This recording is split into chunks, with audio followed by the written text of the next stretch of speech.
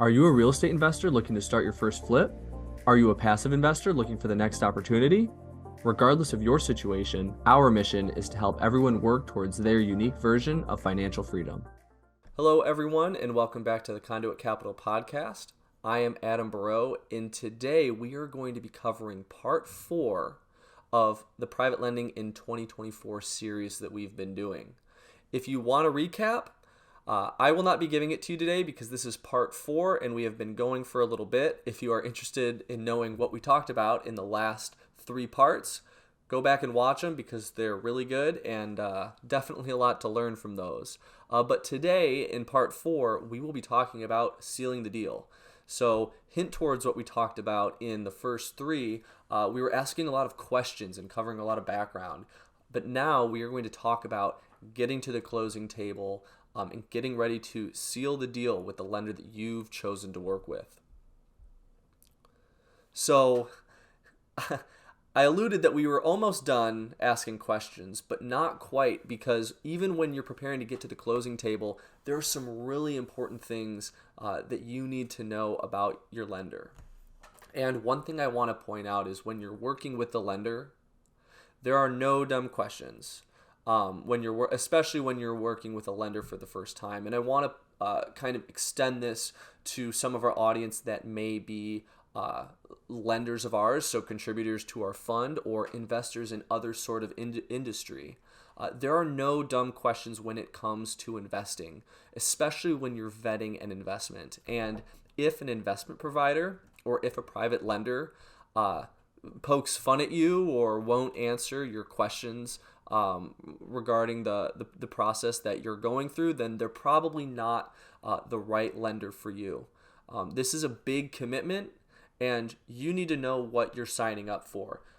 Even if it ends up being a stupid question, at least you got it out there, and at least you know the answer. You don't want to go in and pay these fees and agree to certain terms without knowing exactly what you're on the hook for. So we're going to go over some things to ask lenders about, and this is a growing list. So Conduit Capital has been in business for about 3 years now, and these are a lot of the questions that I've learned to ask, but the list is always growing. You can never know anything. You can never know everything about real estate or about working with a private lender. And if someone's out there that claims to know everything about real estate, let me know who they are, and I'd love to have them on the podcast because that would be a first. You really can never know everything about real estate. I feel like once you think you've seen it all, then something comes across your desk that you have never seen before in your life. So we're going to go over some pretty basic questions that you can ask lenders that a lot of them should have answers for. So the first thing I want to talk about is points. So for those of you who don't know what points are, it's a type of fee, and it refers to percentage points of the loan amount. So this is a fee that's very common among lenders. Conduit Capital charges this fee.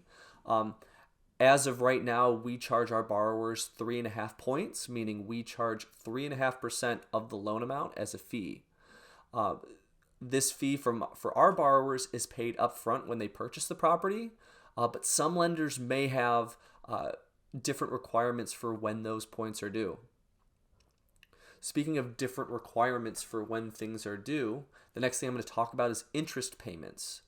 So a majority of lenders who give you their money for a certain amount of time don't give you that money for free. They charge interest.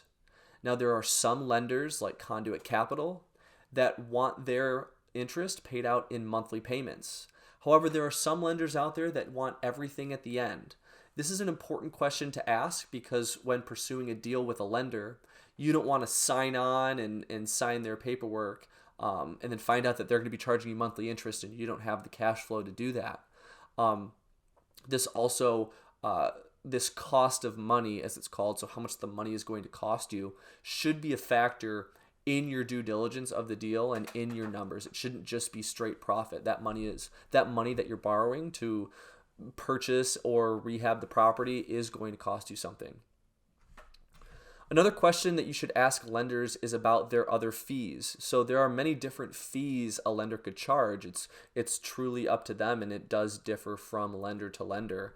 Ask them about all of their fees or any other fees that you will be paying across the course of your loan. Another thing to ask about is prepayment penalties. So not all lenders want their funds back right away. A lot of lenders like their money out and working for them. So it can actually be a little bit of a hindrance if they receive their funds back earlier than expected. With Conduit Capital, we want our money out and working for at least 3 months. And so our prepayment penalty states that if our borrowers are able to flip and sell or rent and refinance a property within 3 months of us funding the loan for them, we still want a minimum of 3 months interest payments, even if they close sooner. Some lenders have different requirements. Other lenders don't have any sort of prepayment penalty at all. But again, this is an important thing to factor into your cost of money, because it can impact your profit numbers if you have to pay a prepayment penalty at closing that you were unaware of. The next thing I'm going to talk about is extension fees.